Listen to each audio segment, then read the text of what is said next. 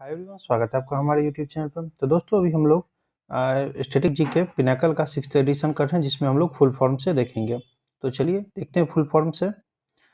एक एक प्रश्न को इम्पोर्टेंट है, हर एग्जाम में पूछा जाता है।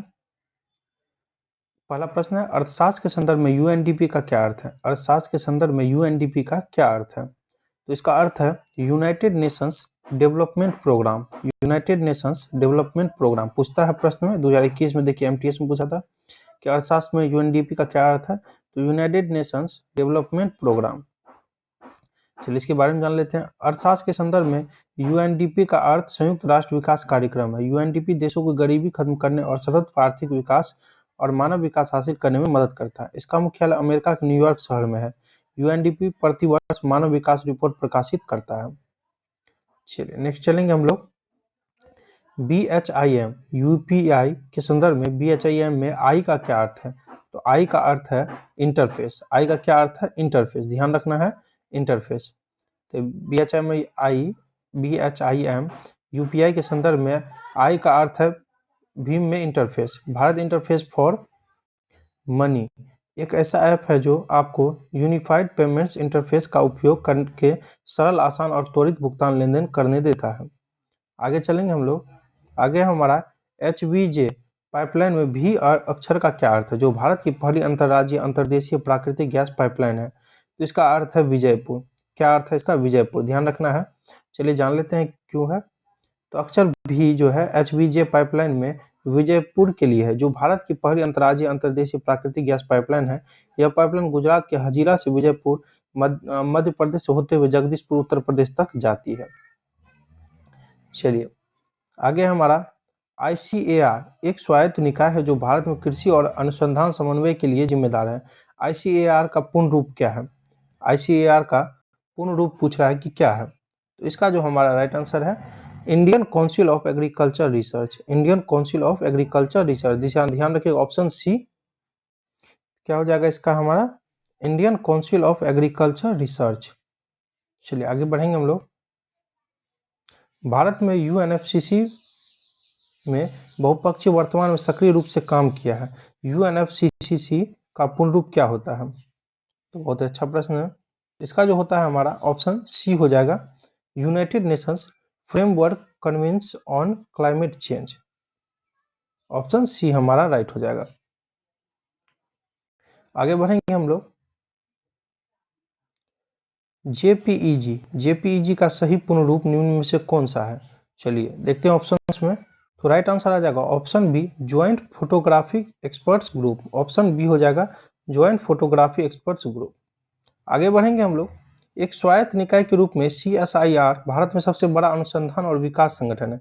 CSIR का क्या अर्थ है? तो इसका जो अर्थ है तो देख लेते हैं पहले। तो इसका जो राइट आंसर है हमारा ऑप्शन ए हो जाएगा, council of scientific and industrial research. Option A हो जाएगा। चलिए देख लेते हैं आंसर। हाँ बिल्कुल, council of scientific and industrial research, मुख्यालय नई दिल्ली, स्थापना 26 सितंबर 1942।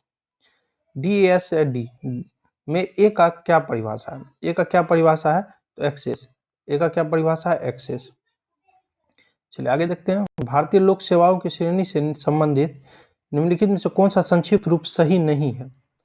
तो यह सही नहीं है ICS। कौन? ICS, ध्यान रखना है। IS भारतीय प्रशासनिक सेवा, IFS भारतीय विदेश सेवा, IPS भारतीय पुलिस सेवा, भारतीय सिविल सेवा की श्रेणियां हैं। चलिए बैंकिंग क्षेत्र के संदर्भ में IFSC में ऐप का क्या अर्थ है? आप लोग भी देखेंगे IFSC कोड होता है। तो ऐप का क्या अर्थ है? ऐप का अर्थ है फाइनेंशियल। फाइनेंशियल, ध्यान रखिएगा, ऐप का अर्थ है। IFSC का अर्थ इंडियन फाइनेंशियल सिस्टम कोड है। यह एक 11 अंकों का अल्फा न्यूमेरिक कोड है जिसका उपयोग केंद्रीय बैंक द्वारा राष्ट्रीय electronic fund transfer NEFT network के भीतर बैंक शाखाओं की विशिष्ट पहचान के लिए किया जाता है। ATM में टी का अर्थ क्या है? ATM में टी का क्या अर्थ है? तो टेलर। क्या है? टेलर, ऑटोमेटिक टेलर मशीन कहते हैं इसे। चलिए आगे देखते हैं इसका। हाँ देखिए, ATM का फुल फॉर्म क्या है? Automated teller machine. ATM एक इलेक्ट्रॉनिक मैकेनिकल मशीन है जिसका उपयोग बैंक खाते से वित्तीय लेन देन करने के लिए किया जाता है। इन मशीनों का उपयोग व्यक्तिगत बैंक खाताओं से पैसे निकालने के लिए किया जाता है। नीति आयोग के संदर्भ में नीति में टी का क्या अर्थ है? बहुत ही अच्छा प्रश्न है। टू ट्रांसफर हो जाएगा, ऑप्शन सी हमारा हो जाएगा। तो चलिए, national institution for transforming India, इसका फुल फॉर्म है नीति आयोग का। इसका गठन 1 जनवरी 2015 को केंद्रीय मंत्रिमंडल के एक प्रस्ताव के माध्यम से किया गया था। नीति आयोग भारत सरकार की प्रमुख नीति थिंक टैंक है, जो दिशात्मक और नीति इनपुट द्वारा प्रदान करते हैं। इंटेच का पूर्ण रूप है, इसका जो हमारा हो जाएगा 1839 का ऑप्शन ए हो जाएगा। Indian national trust for art and culture heritage, option A हो जाएगा। आगे देखेंगे हम लोग 1840 MOU का क्या पूर्ण रूप है, इसका जो हो जाएगा memorandum of understanding, option B हो जाएगा। आगे बढ़ेंगे, सूचना और संचार प्रौद्योगिकी के क्षेत्र में EPROM का पूर्ण रूप क्या है, इसका क्या है पूर्ण रूप, तो इसका जो राइट आंसर है हमारा ऑप्शन ए हो जाएगा, electrically erasable programmable read only memory, option A हो जाएगा। आगे बढ़ते हैं, चलिए अगला प्रश्न है हमारा, क्लाउड कंप्यूटिंग के संदर्भ में पास का पूर्ण रूप क्या है, तो platform as a service, option D हो जाएगा। प्लेटफॉर्म एज ए सर्विस एक क्लाउड कंप्यूटिंग मॉडल है जिसमें एक तृतीय पक्ष प्रदाता हार्डवेयर और सॉफ्टवेयर उपकरण उत्तेजित होता है। आमतौर पर वे इंटरनेट पर उपयोगकर्ताओं के लिए अनुप्रयोग विकास के लिए आवश्यक होते हैं। एक पास जो प्रदाता हार्डवेयर और सॉफ्टवेयर को अपने स्वयं के बुनियादी ढांचे पर होस्ट करता है। आगे है IT सेवाओं के संदर्भ में BCP का पूर्ण रूप क्या है, तो business continuity plan, option A हो जाएगा। चलिए यहीं पर खत्म होता है हमारा। अब आगे जो टॉपिक है उसको कल हम लोग करेंगे। चलिए, थैंक यू।